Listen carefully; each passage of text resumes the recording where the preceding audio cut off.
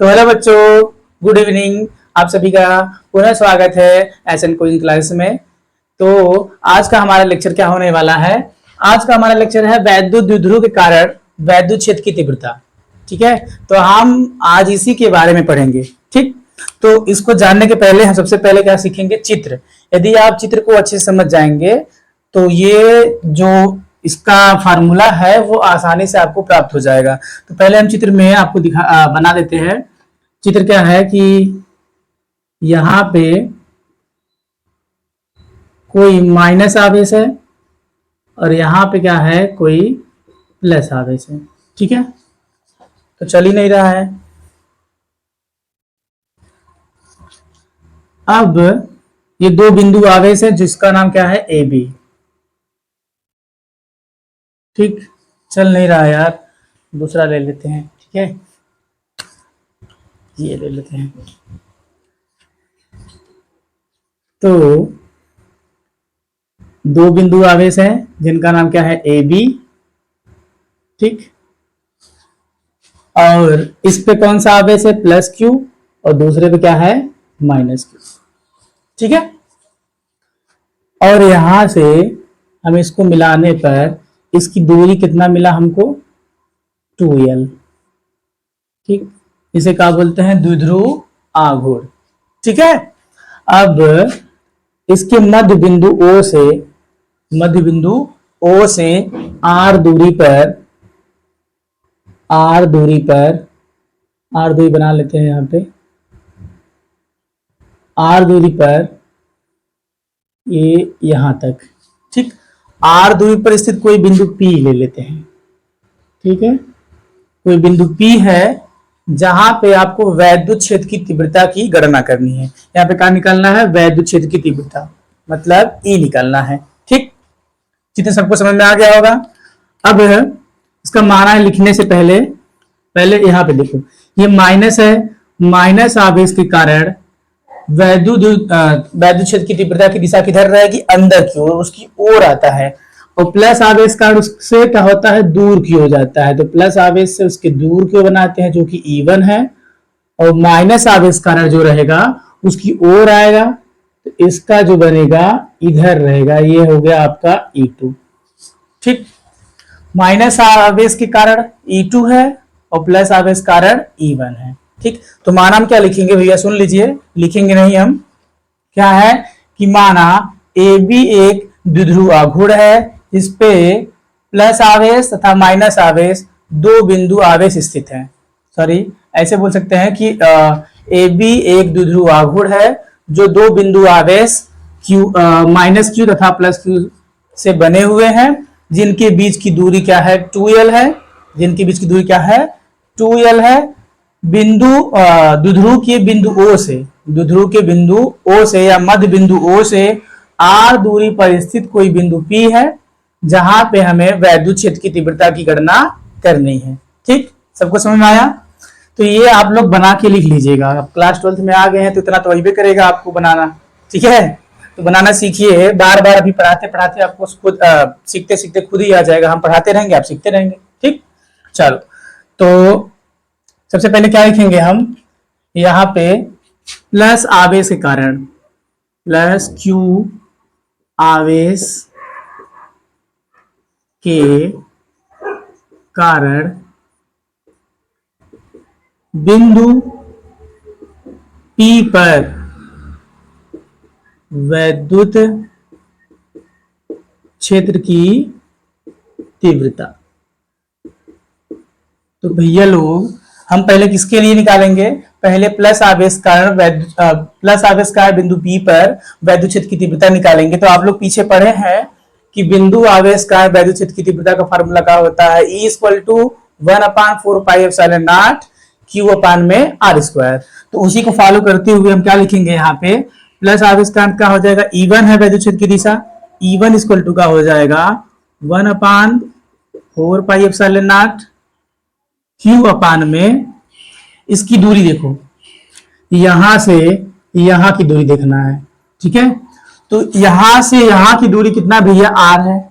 ठीक, तो R में से हम यहाँ की दूरी, जब ये 2l है यहाँ पे l हो जाएगा, ये भी l हो जाएगा, तो r में से क्या घटा देंगे, l घटा देंगे। क्या घटा देंगे, r माइनस l, ये दूरी हो जाएगी r माइनस l। और यहां से इस माइनस आवेश से प्लस बिंदु P की दूरी क्या कहा जाएगा, r प्लस l। छोटा छोटा लिख दिए हैं ताकि आप समझ जाओ। माइनस आवेश से बिंदु P की दूरी का हो जाएगा r प्लस l, और प्लस आवेश से बिंदु P की दूरी का हो जाएगा r माइनस l। ठीक है, तो ये प्लस आवेश के लिए निकाल रहे हैं, तो यहाँ पे क्या हो जाएगा, r माइनस l का होल स्क्वायर। किसवें नंबर का हो जाएगा, फर्स्ट। ठीक है, चलो इसके आगे देखते हैं। इसके आगे माइनस क्यू आवेश, माइनस क्यू आवेश के कारण बिंदु P पर वैद्युत क्षेत्र की तीव्रता। ठीक, अब क्या देखना है, माइनस आवेश कारण बिंदु P पर वैद्युत क्षेत्र की तीव्रता।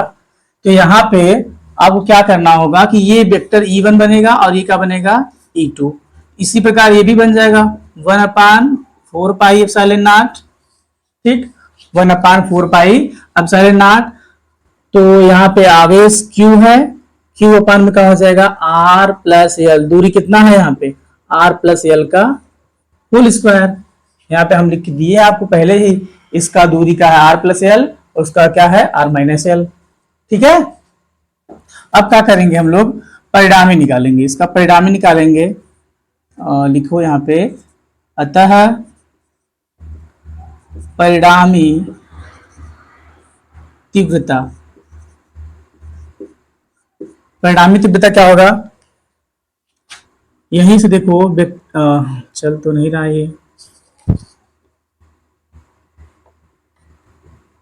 परिणामी तीव्रता E इक्वल टू का हो जाएगा E1 माइनस E2। क्या हो जाएगा, क्योंकि देखो इसका दिशा दूसरे में है, मतलब आगे की ओर है, इसका पीछे की ओर है।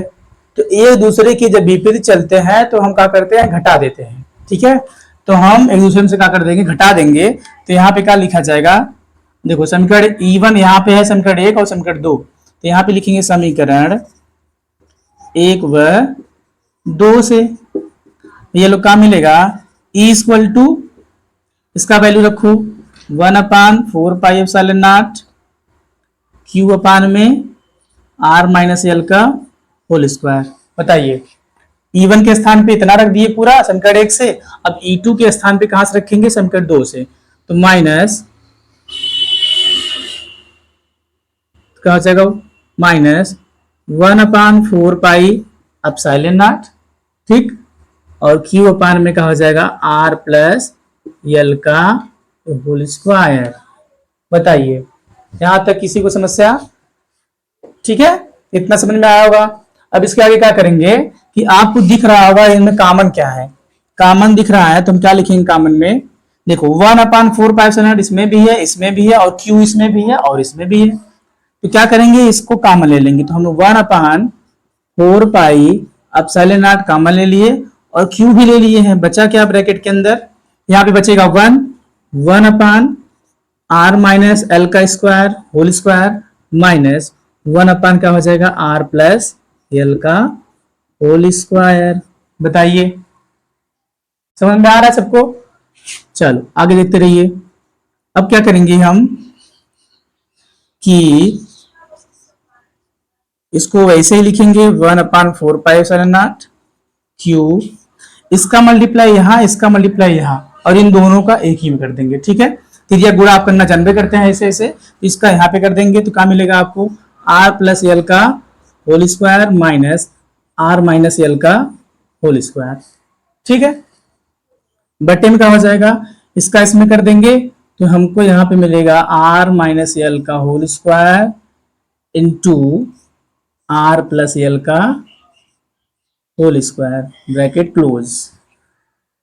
ठीक, इतना समझ में आया? आगे देखते रहिए। इसके आगे हम इधर लगाते हैं।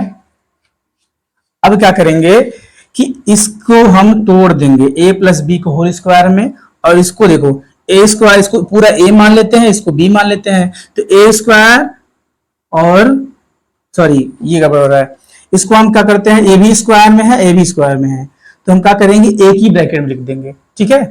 ए प्लस बी का होल स्क्वायर नहीं बनेगा, ए बनेगा।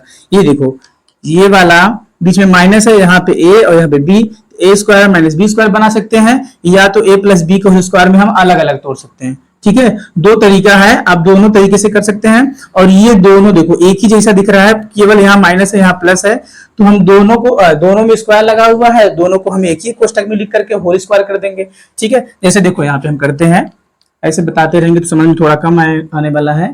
तो ई इक्वल टू क्या कर देंगे, 1/4πε0, इसको उतारते रहेंगे, क्यों बगल में लगा दो। अब यहाँ पे क्या करना है, इसको तोड़ो, आर स्क्वायर, ठीक है, प्लस एल स्क्वायर, ठीक, प्लस 2RL, ये टूट गया ए प्लस बी के होल स्क्वायर से, ठीक है। फिर यहाँ पे माइनस लगा है, फिर यहाँ पे ब्रैकेट लगाओ, क्योंकि माइनस लगा है, इसको तोड़ेंगे तो अंदर माइनस का मल्टीप्लाई करना होगा, इसके लिए हमें ब्रैकेट लगाना पड़ेगा। तो लिखेंगे R square plus L square minus 2RL, ठीक है। अब ब्रैकेट यहाँ पे बाई का हो जाएगा, इसको एक ही में लिख देते हैं, कैसे लिखेंगे, आर माइनस एल, ठीक है, फिर आर प्लस एल का होल स्क्वायर, ठीक, क्योंकि यहां भी स्क्वायर था भैया, यहां भी स्क्वायर था, तो हम क्या कर दिए, होल स्क्वायर कर दिए, ठीक है। अगले लाइन में देखते हैं, इसके आगे क्या करेंगे, 1/4πε0 क्यू साथ में लिखते रहिएगा। अब यहाँ पे हम एक स्टेप आगे करते हैं कि यहाँ पे देखो माइनस का प्लस में माइनस हो जाएगा, माइनस का प्लस में ये भी का हो जाएगा माइनस, और माइनस का माइनस में का हो जाएगा ये प्लस, ठीक है। समझ गए इतना, ठीक है। आगे देखते रहिए। अब यहाँ पे देखो कट जाएगा, minus L square plus L square minus R square minus R square plus R square, सब कैंसिल।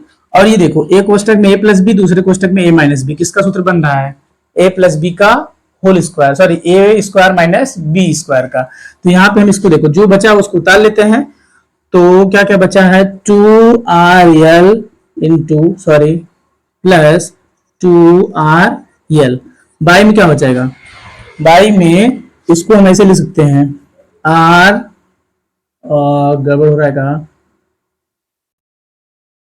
हाँ, R square minus L square का होल स्क्वायर, ये सही है, R square minus L square का होल स्क्वायर, क्योंकि ये एक कोष्टक में माइनस बी, दूसरे कोष्टक में माइनस बी, फॉर्मूला हम यहाँ पे लिख देते हैं आपको छोटा सा ताकि याद रहे, चूंकि A square minus B square equal to होता है ए माइनस बी, दूसरे ब्रैकेट में ए प्लस बी, ठीक है।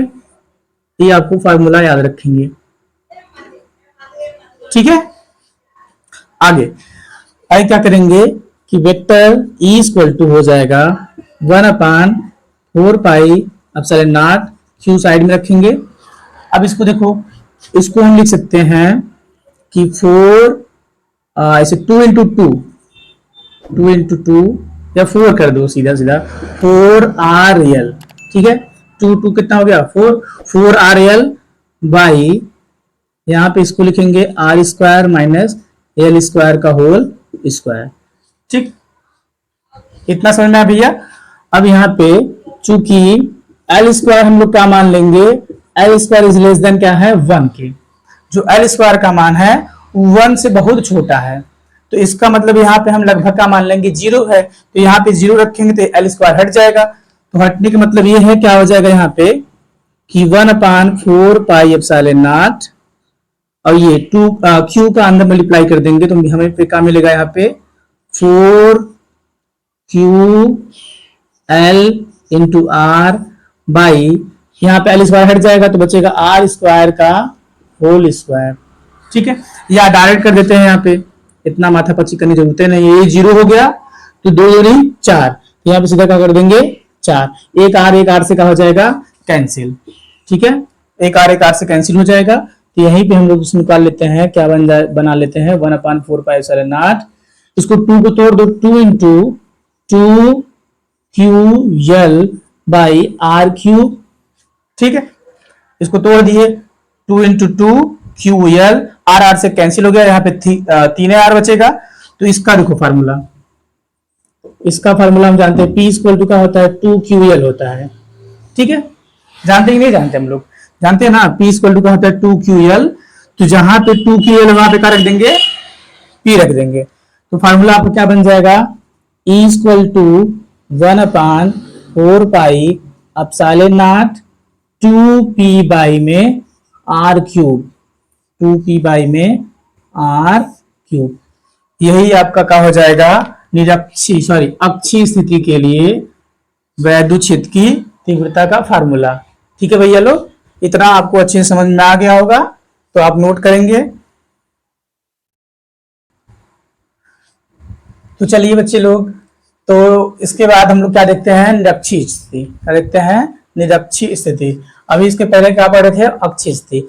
अक्ष में पहले क्या था, अक्ष के लिए उसके सामने ही था, और निरक्ष के लिए कहाँ रहेगा, द्विध्रुव के ऊपर रहेगा। कहाँ रहेगा, द्विध्रुव के ऊपर रहेगा। तो चित्र में देखेंगे, तो पहले चित्र को समझते हैं कि एक द्विध्रुव आघूर्ण बना लेते हैं। ठीक है, चित्र को अच्छे से समझिएगा, तब आपको क्या हो जाएगा, कैलकुलेशन अच्छे समझ में आएगा। तो मान लेते हैं ए बी दो बिंदु आवेश हैं, जिनके बीच की दूरी क्या है, 2L है। ठीक, जिनके बीच की दूरी क्या है, 2L है, और इस पे क्या है, एक माइनस आवेश है, ए पर माइनस आवेश है, और बी पर क्या है, प्लस आवेश स्थित।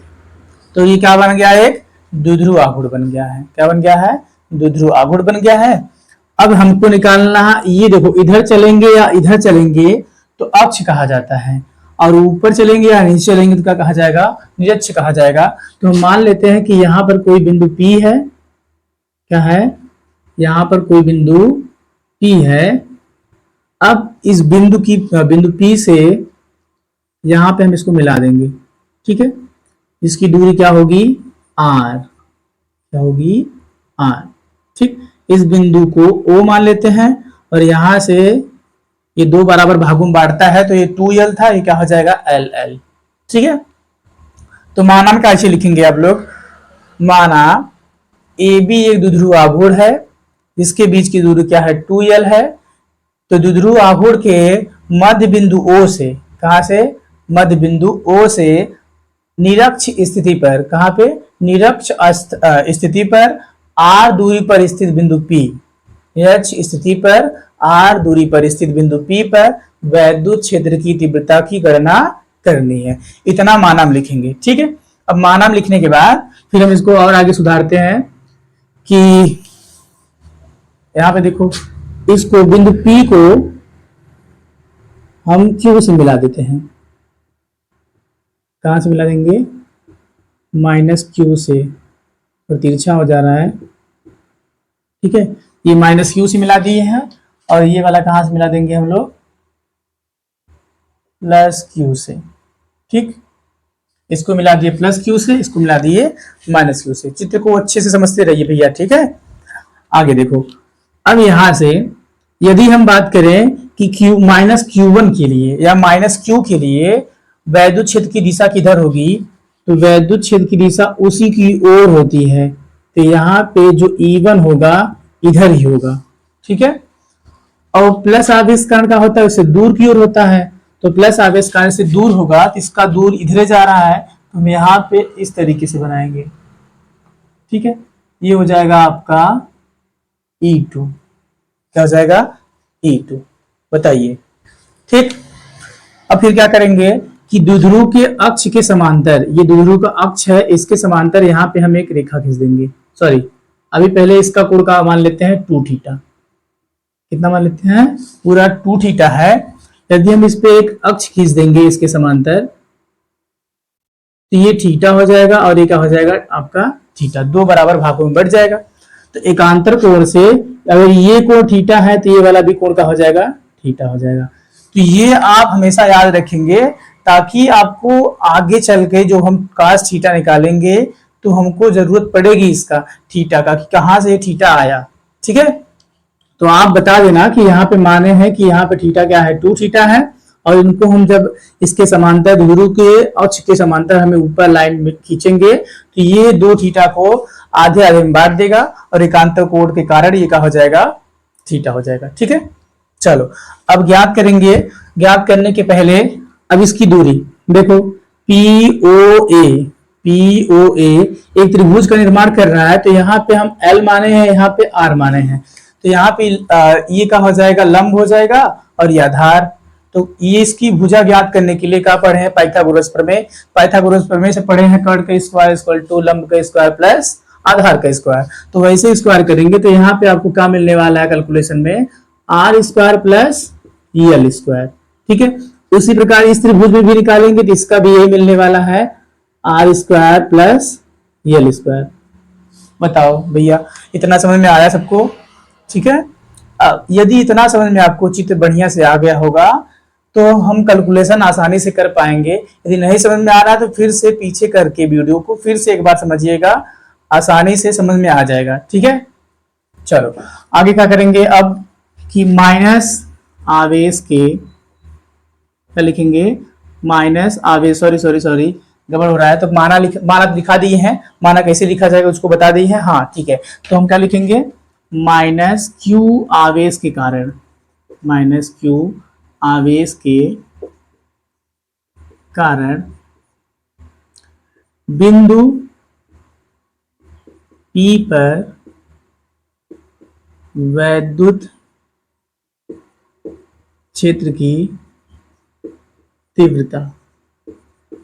तो बिंदु आवेश का वैद्युत क्षेत्र की तीव्रता का फार्मूला क्या है, E equal to 1/4 pi epsilon not Q upon में आर स्क्वायर। तो उसी फार्मूला को हम यूज करते हुए क्या लिखेंगे कि इधर पे क्या है, माइनस आवेश के लिए क्या है Q1 सॉरी E1, तो E1 इक्वल टू क्या हो जाएगा, E1 इक्वल टू हो जाएगा 1/4 पाई एप्सिलॉन नॉट, ठीक 1/4 पाई एप्सिलॉन नॉट, और Q अपान में दूरी कितना है, दूरी देखो A से P की दूरी कितना है, रूट में R square plus L square का होल स्क्वायर।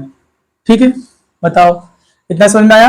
आगे क्या करेंगे कि इसको हटा देंगे, जब स्क्वायर हटाएंगे तो रूट हट जाएगा ऑटोमेटिक। तो यहाँ पे क्या लिख देंगे कि R square plus L square. Equation number क्या हो जाएगा, ये फर्स्ट। ठीक है, दूसरा क्या है, प्लस क्यू आवेश के कारण, आवेश के कारण आगे डॉट डॉट डॉट, आप समझ जाइए क्या होने वाला है इधर, बिंदु P पर वैद्युत क्षेत्र की तीव्रता। ठीक है, तो इसके लिए क्या बनेगा, देखो प्लस आवेश से कहाँ है, दूर की ओर है, प्लस आवेश से कहाँ भैया, दूर की ओर है, तो E2 बनेगा। ठीक, तो E2 हो जाएगा, E2 इक्वल टू क्या हो जाएगा 1/4 pi epsilon not Q upon में सेम वही, यहां से यहां की दूरी क्या है, रूट में R square plus L square का होल स्क्वायर। ठीक है, अब इसको आगे हल करते रहेंगे तो क्या मिलेगा, 1/4 pi epsilon not Q upon में रूट हटाएंगे, सॉरी स्क्वायर हटाएंगे तो रूट हट जाएगा, R square plus L square. Equation number हो जाएगा आपका सेकेंड। ठीक, बताइए इतना कहीं दिक्कत हुआ, इतने में कहीं दिक्कत है बता दीजिएगा, आगे चलते रहेंगे।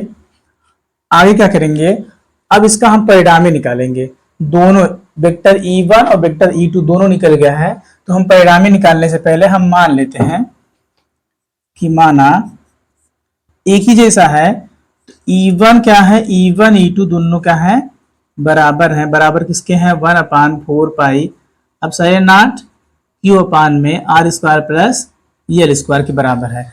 तो हम इसको क्या मान लेते हैं, मान लेते हैं यक्स है, क्या है, यक्स। ठीक है, ये माना में हो गया। ठीक, अब परिणामी निकालेंगे, तो परिणामी का फार्मूला देखो, ये एक दूसरे से किसी कोण पर जा रहे हैं। ठीक है, जब कोण पे जाते हैं तो आपको परिणामी का फार्मूला पता होगा, कक्षा 11 में पढ़ाया गया होगा कि vector R equal to root में A square plus B square plus 2ab cos theta. तो वही फार्मूला हम लगाएंगे, जब कोई भी दो वेक्टर किसी कोण पर चलेंगे तो उसकी परिणामी उससे बीच से होती हुई जाती है, उसके कहां से, बीच से होती हुई जाती है। तो इसका यही बीच में है, इसका परिणामी कहां जाएगा, इस पेन से नहीं चल रहा है, इसका परिणामी यही सीधा रहेगा, ये इधर, ये परिणामी हो गया। ठीक, तो परिणामी निकालेंगे तो क्या लिखेंगे, अतः परिणामी तीव्रता। परिणामी तीव्रता में भैया क्या लिखेंगे कि E इक्वल टू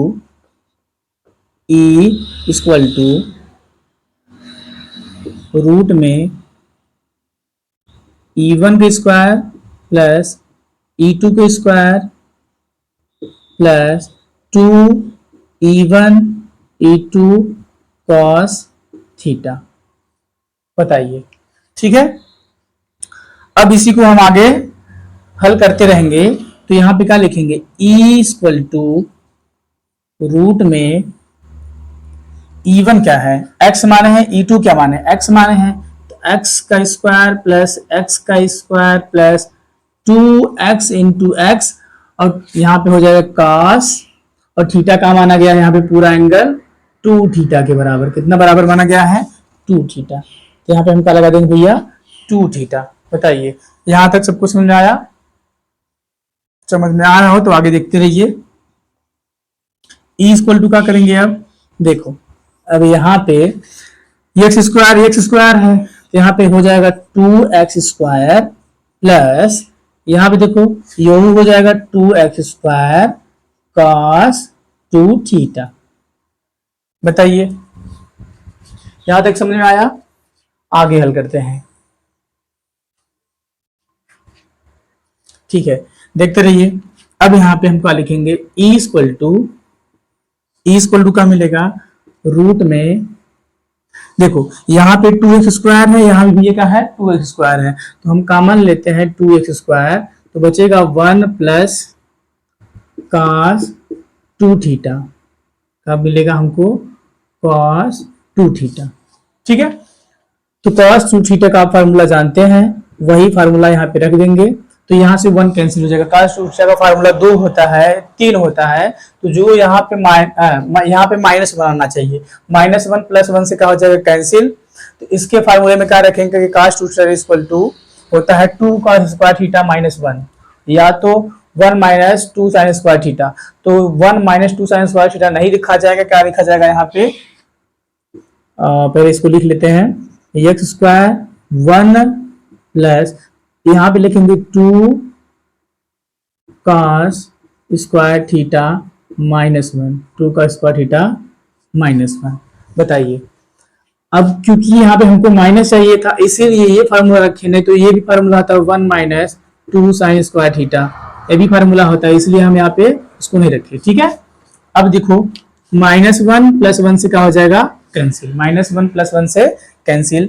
तो क्या मिलने वाला है अपने को, E equal to 2x square into 2 cos square theta. इसका जोड़ा बन रहा है, उसको बाहर ले लेंगे। देखो 2 2 बार है, x 2 बार है, cos 2 बार है, मतलब 2 स्क्वायर लगा है, तो यहाँ पे लिख देंगे E equal to 2x cos theta, 2x cos theta. बताइए, यहां तक समझ में आया भैया लोग? अब जो ये माना रखे हुए थे x, उसका वैल्यू रख देंगे, और cos थीटा का वैल्यू हम वहां पे निकाल लेते हैं। तो अभी पहले cos थीटा का वैल्यू निकालेंगे, ठीक है, उसके बाद x का वैल्यू यहां से हब्बे की आपके पास, यहां से x का वैल्यू रख देंगे और cos थीटा का वैल्यू निकालते हैं। तो cos थीटा का वैल्यू कैसे निकलेगा, आप देखें ध्यान से कि यहाँ पे क्या कौन सा क्या माने हैं हम लोग, O माने हैं, क्या माने हैं, O। तो यहाँ पे देखो त्रिभुज बन रहा है POA बन रहा है कि नहीं, POA त्रिभुज बन रहा है। तो इसके हिसाब से हम यहाँ पे क्या निकालेंगे, देखो ये भी छोटा सा निकालते हैं, cos थीटा इक्वल टू होता है आधार बटे कर्ण, क्या होता है, आधार बटे कर्ण। तो हमें को क्या मिल जाएगा, cos थीटा इक्वल टू, आधार क्या है, यल है, क्या है, यल, और कर्ण क्या मिल जाएगा आपको, ये वाली भुजा, तो रूट में मिल जाएगी r square plus L square. ठीक है, समझ में आ रहा है? वहां पे नहीं समझ में आ रहा है, हम दूसरे पेन से लिख दें, ये इसको हम ऐसे बना देते हैं, आप समझ लीजिएगा। ठीक है, ई कॉस थीटा का वैल्यू निकाला गया है। ज़्यादा डिस्ट्रैक्ट करेगा ये, तो इस तरीके से बनाते हैं। ठीक है, ये कॉस थीटा आधार बटे कर्ण, फिर कॉस थीटा आधार क्या है, यल है, और कर्ण क्या है, रूट में R square plus L square. तो यहाँ पे कॉस थीटा के स्थान पे हम यही लिखेंगे। ठीक है, तो अब यह क्या करेंगे, 2x के स्थान पे हो जाएगा 1 में 4 pi epsilon not Q upon में R square plus L square. ठीक है, इनटू कॉस थीटा के स्थान पे लिखेंगे इनटू एल बाई रूट में R square plus L square. बताइए सब कुछ समझ में आया यहाँ तक? पहले यहाँ से यहाँ तक सब चलिएगा, फिर उसके बाद यहाँ से यहाँ, और ये जो लगाए हैं ब्रैकेट में उसको साइड में लिख लीजिएगा। ठीक, चलिए अब इसके आगे क्या करेंगे कि जो स्क्वायर रूट लगा है, रूट का मतलब क्या होता है, किसी के पावर 1/2। क्या होता है, किसी के पावर 1/2। तो हम यहाँ पे ऐसे बना लेते हैं इसको। तो यहाँ पे लिखेंगे ई इक्वल टू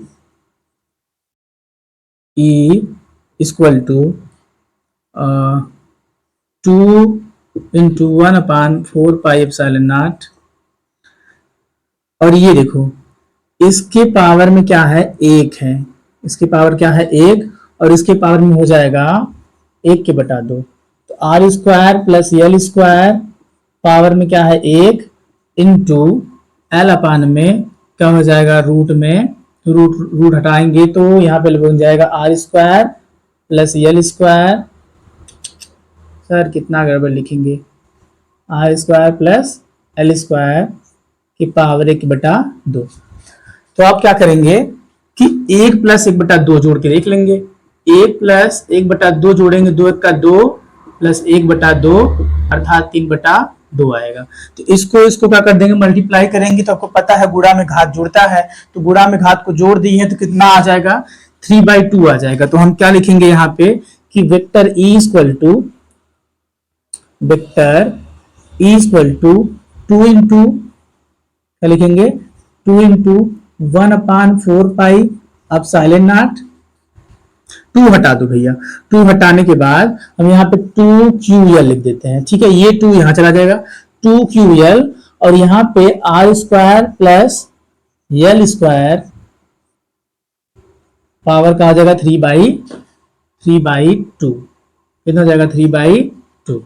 ठीक है, अब तो जगह बचा नहीं है, तो हम नेक्स्ट पेज पे करेंगे। चलो आगे यहाँ पे लगाते हैं।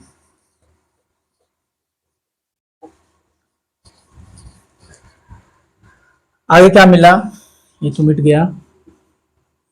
क्या मिला हमको कि वेक्टर ई इक्वल टू मिला है 1/4 pi epsilon not 2ql by में R square plus L square का पावर 3/2। तो यहाँ पे हम चूंकि लिखेंगे, चूंकि L square is less than किसके, 1 के, अर्थात यल स्क्वायर का मान क्या है, बहुत छोटा है। तो यहाँ पे यल स्क्वायर का हो जाएगा, अर्थात L equal to 0, sorry L square equal to का हो जाएगा 0। यहाँ पे 0 रखेंगे तो ये पूरा हट जाएगा सेक्शन भी। तो यहाँ पे हमको क्या मिलने वाला है, E equal to 1/4 pi epsilon not 2ql by में आर स्क्वायर पावर 3/2। बताइए इतना समझ में आया? और ये भी आप जानते हैं P इक्वल टू 2ql होता है। ठीक है, P इक्वल टू का होता है 2ql। ठीक है, अब इसके स्थान पे क्या रख देंगे, हम P रख देंगे। क्या रख देंगे, P। तो क्या मिलने वाला है, E equal to 1/4 pi epsilon naught P upon में 2 से क्या हो जाएगा, कैंसिल, 2 से क्या हो जाएगा, कैंसिल। P अपान में हमको मिलने वाला है r3। क्या मिलेगा, P अपान में r3। यही आपका हो जाएगा निरक्षीय स्थिति में वैद्युत क्षेत्र की तीव्रता। ये क्या हो गया, निरक्षीय स्थिति, निरक्षीय स्थिति के लिए वैद्युत क्षेत्र की तीव्रता। तो यहीं पे जगह है, यहीं पे हम क्या करते हैं कि एक नोट पॉइंट लिख लेते हैं। ठीक है, नोट पॉइंट क्या लिखेंगे आप, नोट में लिखेंगे कि E इक्वल टू किसके लिए, अक्ष के लिए, अक्ष के लिए क्या आया था भैया 1/4 पाई एप्सिलॉन नॉट 2p अपान में r क्यूब।